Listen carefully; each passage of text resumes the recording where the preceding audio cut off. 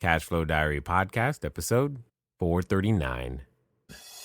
Welcome to yet another exciting episode of the Cashflow Diary Podcast, the podcast that teaches you insider tips, tactics, and strategies for creating leverage streams of cash flow into your life. Learn from top-performing entrepreneurs, business owners, investors, and thought leaders from across the globe as they share their secrets to success.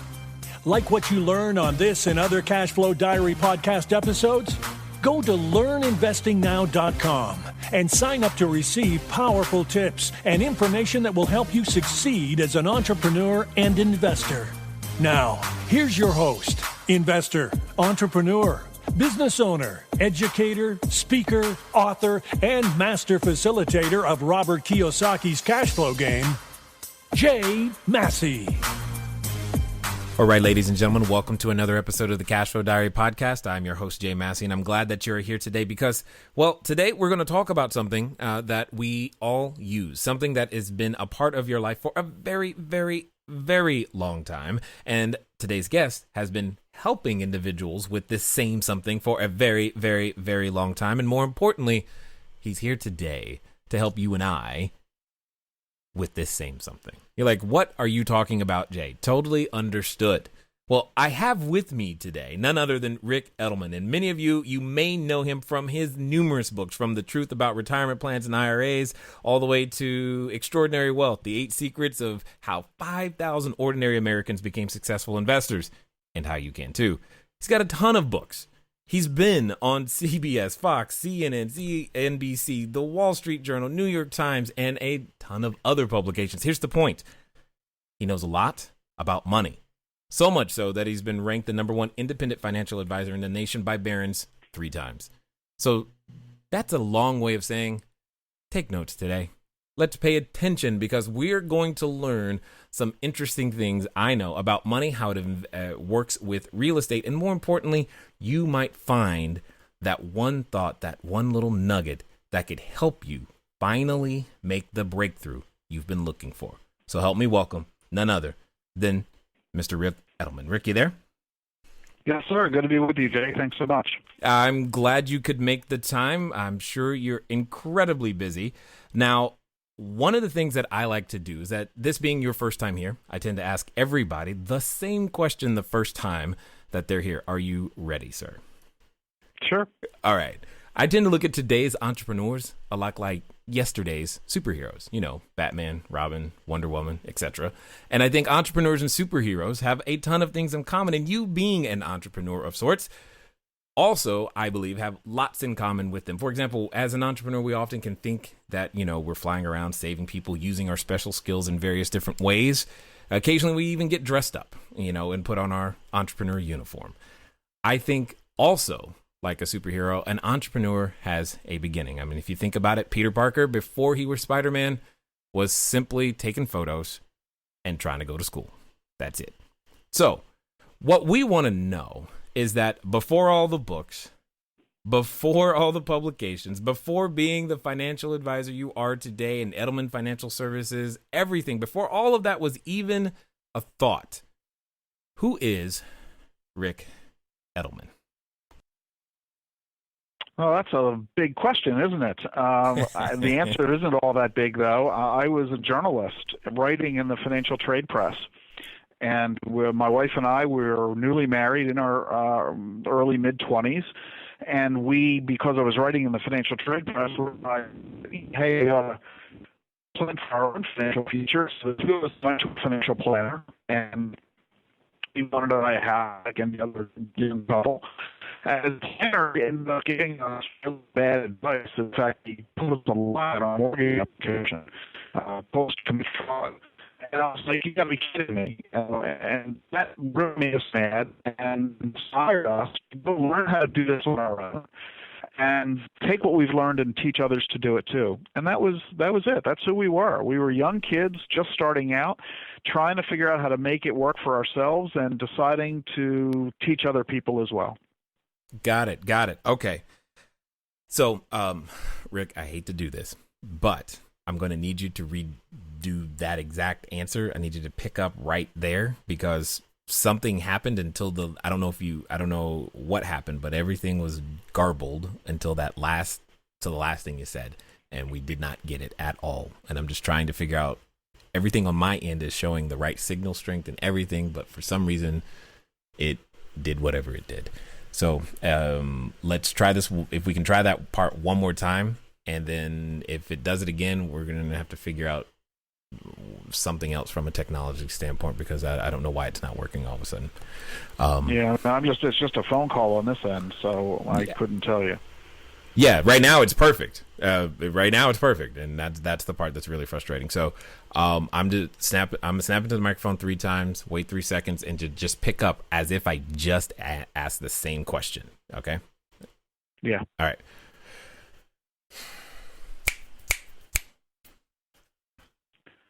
That's a really good question, but the answer is all that fascinating. I was a journalist in writing a financial trade press in my early mid-20s. I was not newly married, and like any other young couple, wanted to buy a house, and the piece plan for our own financial future. And we went to a financial planner, and he ended up basically ripping us off. He gave us fraudulent advice, told us to lie on our mortgage application to qualify for the loan. And that really made us mad. And we realized, you know what?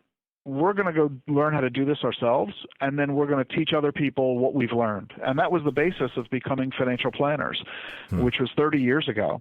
And we've been doing it ever since. We've now serve over 30,000 families across the country and have built what has become one of the largest financial planning firms in the nation.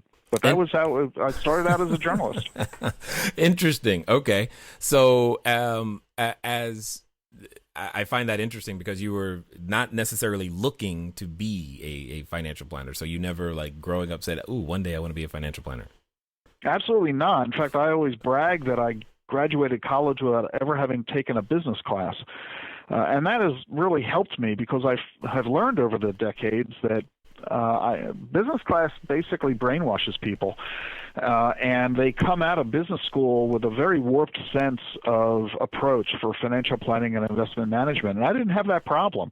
And as a result, the advice we give our clients is very different from what typically they hear from the financial industry, because we're using common sense advice that is practical, that is easy to do, easy to maintain, easy to implement, that is very effective and helpful to helping you achieve your goals, whether it's getting kids into college or saving for your own retirement or caring for aging parents. This stuff's not very complicated. Wall Street wants to make it complicated so they can make a lot of money, but in fact, it's really simple and easy, and it's easy to learn and easy to do. Indeed. Now, when you say the words, it's easy to learn, it's easy to do, there's a number of people I know who are listening right now going, but Rick, it hasn't been easy for me to learn, and it really hasn't been easy for me to do. I mean, do you not remember 2008? What would you say to that person? I would say 2008 should not have dated you. If it did, we'll probably make mistakes without realizing it. Millions of Americans, millions of people woke up in 2008, 2009, spring. Their investments were much riskier than they realized. The advice they were getting from their broker or financial advisor was not nearly as good as they thought it was. They didn't have a strategy, didn't have a plan, and didn't know what to do in the face of 2008. And so that should have been a wake-up call, that, hey, what I'm doing ain't working. I don't understand what's happening. I don't know what I should be doing about this. How did this happen, and how do I prevent it from happening again? If you were asking all those kinds of questions, then 2008 was a wake-up call, an opportunity to fix it. Unfortunately, we found that many people were doing it on their own without knowing what they were doing, or they were using advisors who were equally inexperienced, who had never gone through a major market mayhem, such as the tech bubble in 2000, or the crash of 87, or the recession of 94. And so it really matters using an advisor who's skilled and experienced, who got you through tumultuous times like we had in 2008, which we still have today. Got it. So when it comes to, because you bring up an excellent point, if I don't know, the idea or general consensus is to rely on someone who does, or at least we believe who does. How can we know if they know? Yeah, it's a real key question, Jay, because in the old days, when I first started in the 1980s, success was all about picking the right investments. Today, it's all about picking the right investment advisor. So how do you know you're picking a good one? To provide you with assistance, I have published 18 questions that you should ask your advisor or any prospective advisor you're thinking of hiring. 18 questions, along with what the answers ought to be. You can get the questions for free on my website at ricedelman.com. It's spelled ricedelman.com. and because no one can spell Ric Edelman, it's my mom's fault. Right. So if you go to ricedelman.com, on the main page, you'll find the 18 questions that you should ask. And I'll give you just a few of them right here, and you'll see they make common sense. Number one, you should ask the advisor, what are the services you provide?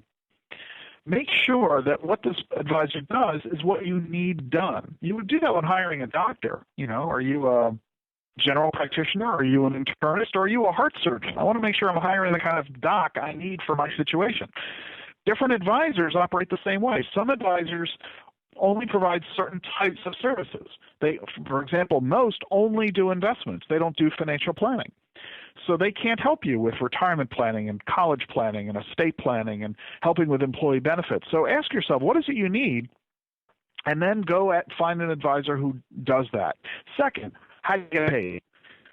Very basic question. Be afraid to ask it. Don't be embarrassed. The advisor certainly should not be embarrassed to answer, because many advisors operate on commission, which is a conflict of interest. If he wants to sell you something, whether it's a stock or a bond or a mutual fund or an annuity or non-traded REIT or who knows what, he makes money selling you the product like a used car salesman. I believe is fee-based advisors. Just how you pay doctors and lawyers and accountants. You want to pay based on the advice and the services, not based on you buying something from them. And third, and this is really important, please describe for me your typical client. And you want him to tell you that he serves people like you. I mean, if you're a multi-billionaire, you want an advisor who serves multi-billionaires. But if you're a school teacher, you want an advisor who's experienced helping school teachers. Yeah. Again, very. So those are just three of the questions, Jay, and there are 18 total that can really help you make sure you're choosing an advisor who's got the experience, the skills, the ethics to be able to truly assist you the way that you and your spouse need. Well, and you bring up something that's, at the forefront, and it's part of how I even got involved inside of the whole real estate space, was this concept of retirement planning. And it seems to be, and maybe I'm wrong, but this is why I want to ask you this question. It seems to be, when I survey the concept of history or the concept of retirement, it's not exactly an age-old, concept. It's relatively new to some degree, and it feels like there's a lot of people who are still trying to just figure out even what that means. Is that similar to that been your experience? Is this the idea of retirement so solid that here's the foolproof and understandable way to make it happen? I think you're onto something, Jay. Retirement. Roosevelt was my very first book, The True back in the 1990s. Retirement is 20th century innovation that will not exist in the 21st century. And we're beginning to see that right now. If you're in your 60s or 70s or 80s, yes, retirement is clear. But if you're in your 20s, 30s, 40s, I don't think you'll ever retire. I don't think retirement will exist in this century. It never existed prior to the 1900s. Whoa. Hold on. Did you say okay, I've never heard anyone say that because I have a similar feeling. I just want to make sure I heard that correctly. Did you say that if you're in your 20s, 30s, and 40s, you don't think we'll ever retire? Correct. You'll probably never retire. This is good. Keep going. I'm taking notes. Back in the 1800s and earlier, if you were alive, you worked. You either grew or shot your food, and you had to feed yourself and your family.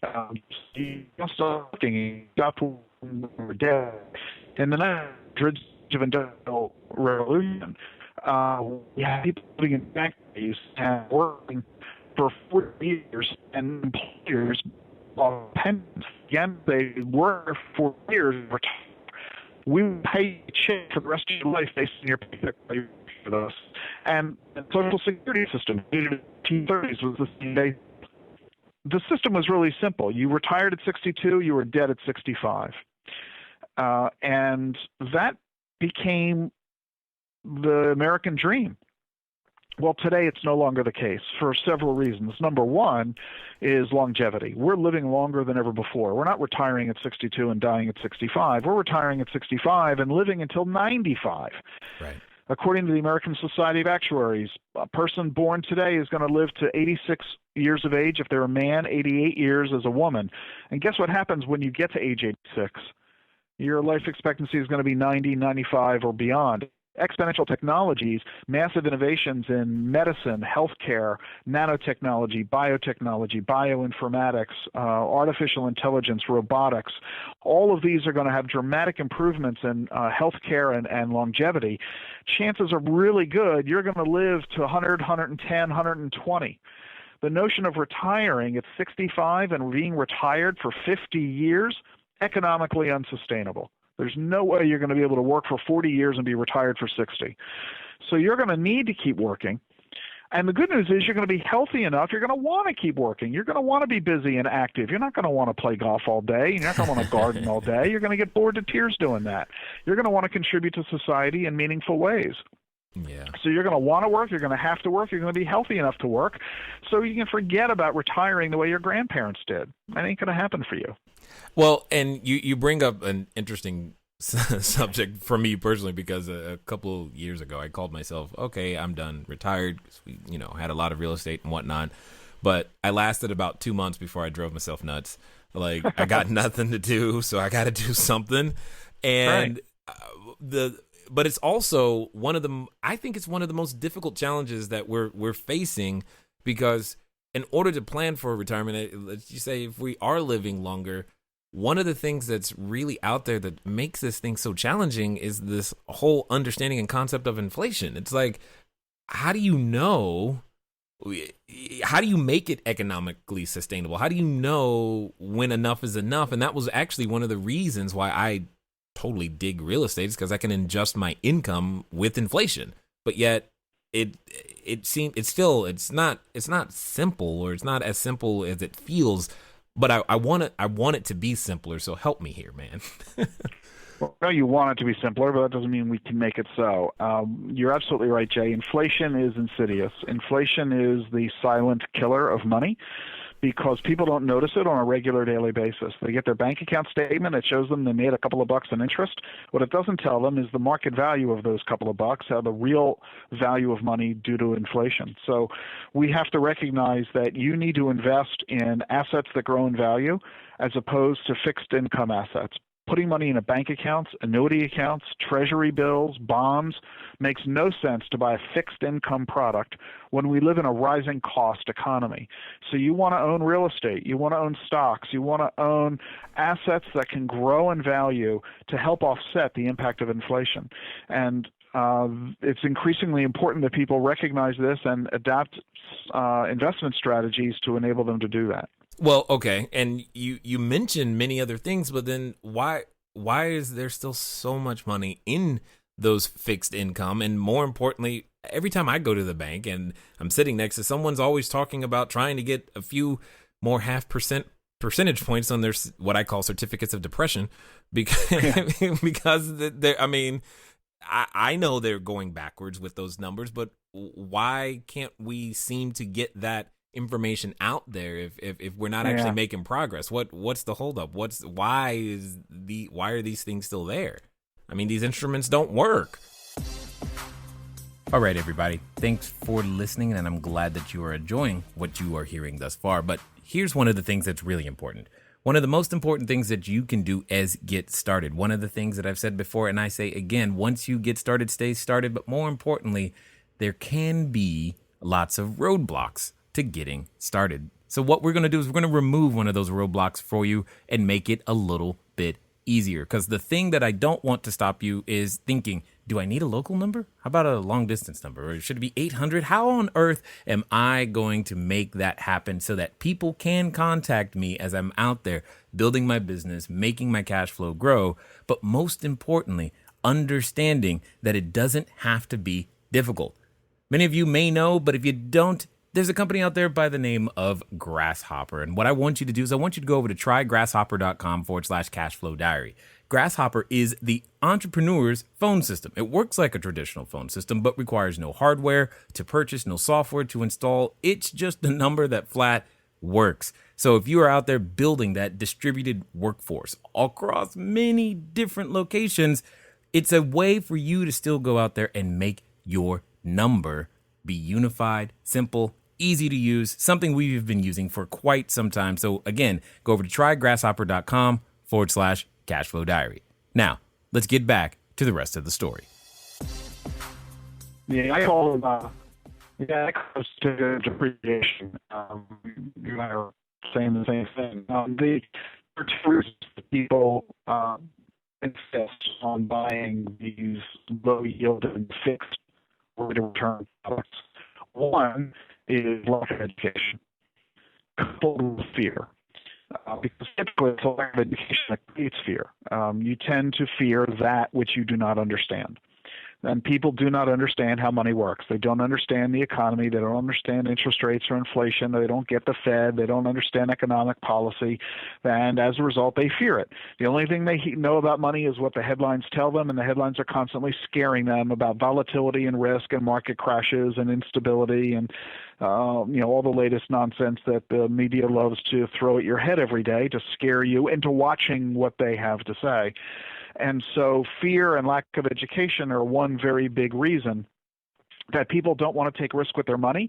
They're afraid of losing money. They've seen it happen to themselves or their parents or their friends or their coworkers. They don't have it happen either at all or again. And so they want what they perceive to be a safe investment.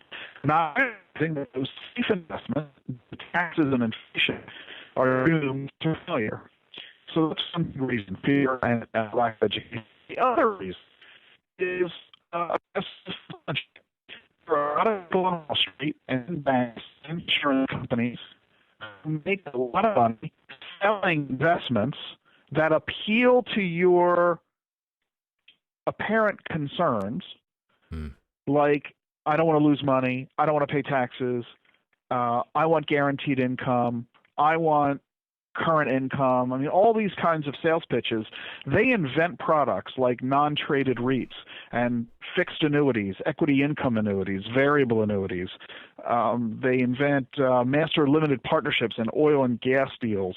They come up with all these kinds of crazy products to appease your sensibilities, to appeal to your vanities, to appeal to your desire of no risk, no tax, high return.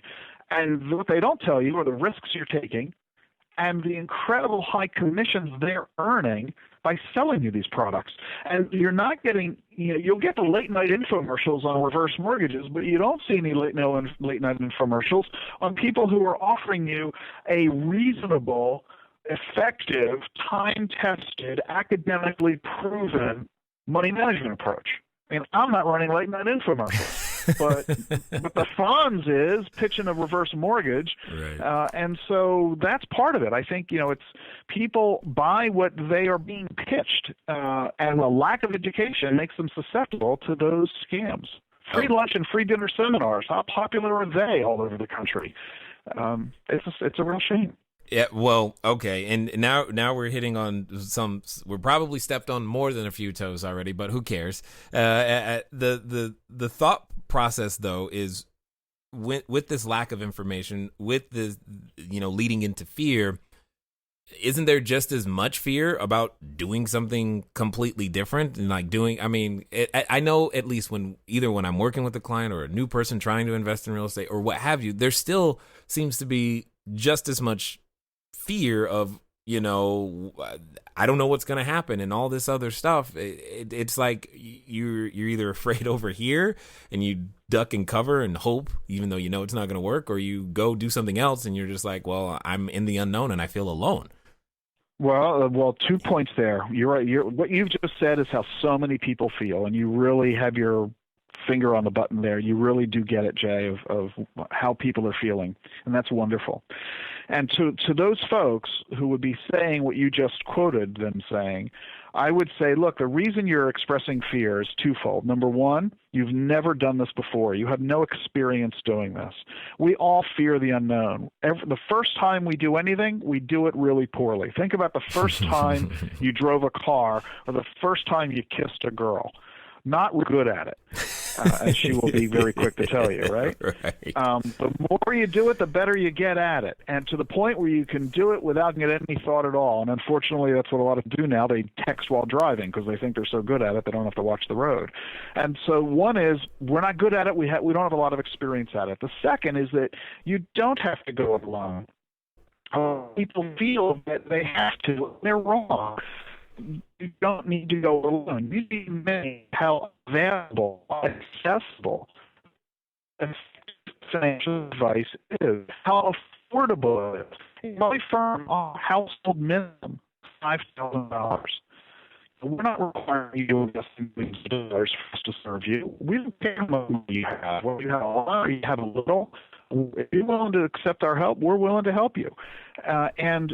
We've got the experience. We've been doing this for 30 years. We have 30,000 clients. It's the first time you have faced a car purchase versus lease question. It's the first time you've sent a kid to college. It's the first time you've signed up for Medicare. It's the first time you've had to choose mutual funds in your 401k. It's not the first time I've done it. I've done it thousands of times. My colleagues and I, hundreds of thousands of times. Benefit from our experience. And not just my firm. I'm not using this as a commercial for me. This is true of all financial advisors around the country. I mean, there are hundreds of thousands of talented advisors. You don't have to go it alone. So I would simply say everyone in America needs a financial plan, but not everyone needs a financial planner. There are some people who do have knowledge, skills, the time, the desire to do this themselves, and they should. They should do it on their own. You don't need a real estate agent if you're going to buy a house. You know what you're doing. You know how to do it. You've got the experience. You have the time to devote. Nobody needs a real estate agent. People who have never bought a house before, who have no idea how to do it, benefit immensely, even though they pay a service from an agent. Same thing with financial advisors. If you're facing something you've never done before and it's giving you fear because you're not sure how to do it and you're fearful you'll do it wrong, ask somebody for help. Yeah, it makes perfect sense. Now, because I, have this affinity for what I would call real or physical assets, I'm curious to hear your thought process about, when and why why does real estate make sense, or does it even make sense from your perspective? It does. We believe in owning everything all the time. There are 16 or so major asset classes and market sectors, and real estate is one of them. Stocks and bonds, government securities, foreign securities, commodities, natural resources. The list goes on and on. There are about 16 of them, and real estate is a key one. There's no question there. Real estate belongs in your portfolio. But I'm a big fan of making bets. I don't get putting too much money in any one asset class, because then you run risk if something goes wrong or you get away wrong. So yes, real estate belongs in the portfolio, but not an exclusive of all else. And the problem with real estate is that there's no great way to buy it, because with a piece of with a stock, for example, or a mutual fund, I can open an account with $100. I can add $10 if I feel like it. If I want to liquidate, I can liquidate $5 anytime I want. You can't do that with real estate. You're not going to find a house for $100. And if you buy a house for a couple of $100,000 and you need some money back, you can't sell the bedroom. You can't sell a piece of the house. So it takes a lot of cash, is my point, and therefore you can't. My clients own 7,000 stocks because of our extensive diversification. But as a real estate investor, you can't own 7,000 houses because they each cost too much. So it's hard to diversify compared to other assets.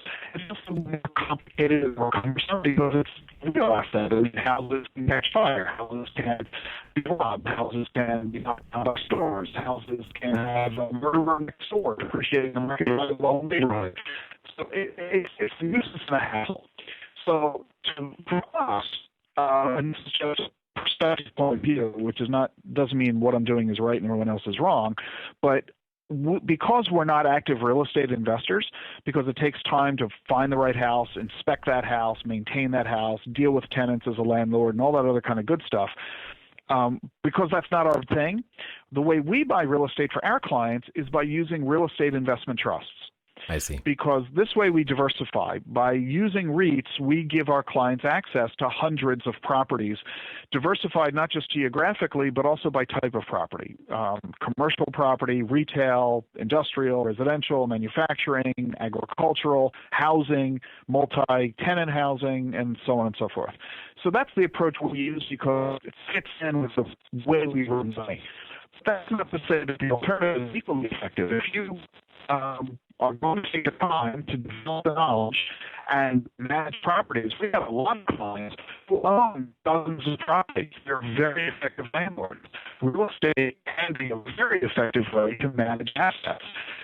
You need to decide what your personal preference is. So either do it the way you do it, buy the properties, or do it the way I do it, buy funds that buy the properties. But either way, real estate belongs in your portfolio. Got it. Totally understood. Now, let's switch for a second, because for some real estate, as you mentioned, it does require a lot of cash sometimes to even participate. So let's start with the good old fashioned, I got an idea and want to make a business. Because to me, as I survey the marketplace, as I look at the job market and everything that's happening worldwide, I think we're on this movement towards self-employment for so many of us in so many different ways, between the sharing economy and all these things that are happening today. Does that idea have a place? The idea of, if I can't get to quote unquote retirement through solely, real estate and other efforts, should I be now in my 20s, 30s, 40s, 50s, 60s, whenever, should I be researching some special skill or ability or some way to create a product or a service around what I can do to be able to offer it to people as a part of my retirement plan? Is that something that you think we should be doing, even though we probably had a different plan before? Yes, I definitely agree with you. You mentioned the sharing economy. Already, in the Department of Labor, a third of Americans are engaged in the sharing economy. It's never been easier because of the internet. The ability to create a business, operate a business successfully, even on a part-time basis, has never been easier. And we've talked a little bit about the technology so far. And I have a new book coming out, my next book, in March, on the subject of financial technologies and how they're going to impact personal finance and dealing with the very issues you're describing. We're seeing a metamorphosis go on. It's the difference between the New York model of work and the Hollywood model of work. Traditionally, most Americans are familiar with the New York model, meaning you go to work for an employer, you show up in an office building, you spend all day there, you do that for 40 years, and you then retire. The Hollywood model is totally different. In the Hollywood model, a group of people with a variety of skill sets all come together for a short period of time for a specific project, such as making a movie. So you have a wide variety of skills and abilities. They come together for a short period of time, often on a part-time basis, and when the project is done, they disperse and they move on to the next project. In many cases, they have multiple projects going on all at the same time. So a writer, a director, a fashion designer, a set manufacturer, the stuntman, the caterer, all of these folks are working on multiple projects with a group of people only for a specific period of time, and that Hollywood model is going to become more and more common. The notion of having a single paycheck from a single full-time employer is going to go away, and it's going to be replaced by you having multiple employers all at the same time, all of whom you're working for on a part-time basis, and in many cases not as an employee but as an independent contractor, where you actually own your own business and you are putting services to individuals on as needed on-call basis. That's what the sharing economy is all about. It gives you greater control over your time, greater control over the work you do, who you do it for. With all those advantages, the disadvantages is you don't have the same safety net system. You don't have health insurance. You don't have vacation. You don't have an employer contributing to your 401k. So greater burdens of responsibility are on you to engage in business in this fashion, but the opportunities are huge, and we think are going to become far more common in the next couple of decades. Yeah, it's having such an effect in the real estate community. It's having lots of effect in many different communities, and it's just something that I just keep seeing. And I think about, the United States history. We're born from the people who were quote unquote self-employed. And then the concepts of, the university, the Fed, as you mentioned earlier, and the corporation come together to create this time period that we currently live in. And it makes it interesting to figure out, like, what's the next move, or what should I be doing in order to be able to put myself in the correct position. So let me ask this question that could be just interesting to hear your answer, because I have a college age child, and having traveled internationally, as I'm sure you have, one of the things that always comes to my mind when I think about her and planning for her financial future is the fact that as technology goes, the employment landscape flattens, and it makes it just as easy for me as an entrepreneur to hire someone who doesn't speak English as a first language in a foreign country, who's willing to work for significantly less than what that same skill set costs inside my own country. And I think it puts some of our, we'll call them younger individuals who are just now beginning to enter the workforce at a serious disadvantage. And I'm just curious what would you say to that group of individuals who are likely listening right now? Like, how can they plan today for what is clearly already happening? First of all, it's not a kid in going services. It's not the kid you need to be. It's robots. Because robots are going to eliminate a great missions completely. It's be a human working people, be a robot it for free. Oh, good point. To take this load now of occupation to recognize that a great many of today's currently existing occupations will not exist in the future because they will be taken over by automation, and instead focus on the occupations that are going to survive and thrive going forward. And they fall into basically three categories: thinking, communicating, and creating. And you need to focus from a career perspective on those three things, because those are the things that robots are not going to take over from a threat perspective. They will be involved in each of those three, but they will not be a competitive threat to you. So it's not geography you need to threat, it's technology, or that you need to fear. It's technology. And in my book that's coming out, a lot of times talking about career planning, which is a college plan. It's one of those important financial planning concepts. It's not about getting a college degree anymore. It's about developing skills and experience to be able to generate income. And that means college planning is not going to be as big a deal compared to career planning. And that's going to be everybody's still going to be out of the age of 70 by 2030. So you're absolutely right. Your question is, the ability for college kids today is to obtain a degree that is not going to be obsolete in an exponentially technological world. And that's the real key. So they need to pay a lot of attention to this and pay no attention to most professors, because most college professors are looking backwards over the last 30 years. They're not looking forward to the next 30. And they don't realize that a lot of the departments, a lot of the degrees that are being taught today are going to be completely obsolete in the next 15 years. Okay, got it. So if we take the two slices of that we've talked about, either investing time in terms of, in yourself, self-development, becoming an entrepreneur in various different ways, what skill sets do I need, as well as investing money. What I hear, the thread between them is it's time for us being the regular human, citizen, going out there to take more responsibility for the outcomes of what it is that we want at the end of the day. If that's the case, personal responsibility, you're right. Well, the challenge is all right, how do we do that when I'll say the system in quotes doesn't exactly lend itself to learning some basic concepts? Because I run into so many people when I say ROI, they're like, what's that? And I'm like, return on investment. And so how do we combat that? What can those of us that are listening right now begin to do to put ourselves in a better position to go, you know what? I will actually begin to actually understand what the guy on CNBC is actually trying to say. Right. Get education. That's where it all starts. And selfishly, I would say start with my first book, The Truth About Money, because it provides an overview for people who don't know what money is, don't know how money works. What's a stock? What's a bond? How does a bank account work? What is a plan, retirement plan, how to buy a car, and how to get that? So how to buy a house. It's really basic. You begin when you have no place to start. So the money is a successful book. That's one year word.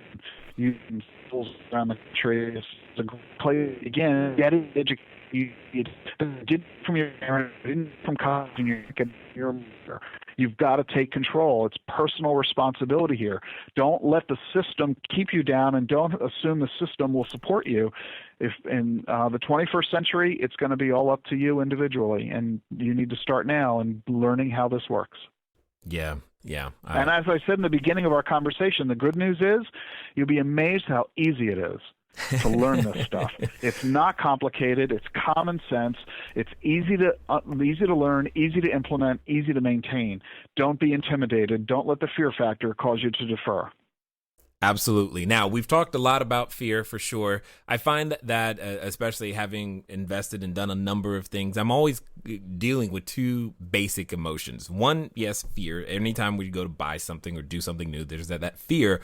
But on the other side, for some of us listening, we probably have a number of assets, et cetera, already, and we're dealing with that other emotion, greed. So I guess my question is, when is it time to sell or let go, or how do you know? It's all part of your financial plan. The big mistake investors make is that they buy assets without knowing why they're buying them and what they're supposed to do with them once they own them. You should never buy an asset without understanding why you're buying it and why you own it. In other words, it's not a question of, I'm going to buy it because I think it's cheap and I think it's going to rise. You buy it because it's part of your long-term objectives. You buy it because you're trying to achieve specific goals. Investing done correctly is all about goals. It's not about return. It's not about risk. It's not about taxes. It's not about fees. It's all about achieving goals. So you want to look at your investment with a simple question: is this investment helping you achieve that goal? If it is, it's that simple. A lot of people don't have goals for financial planning. So the questions I'll pose to you, these are the only two questions that matter. When do you want to retire, and how much income do you want at that time? That's kind of it.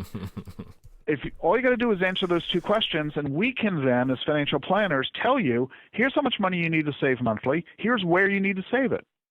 We're done.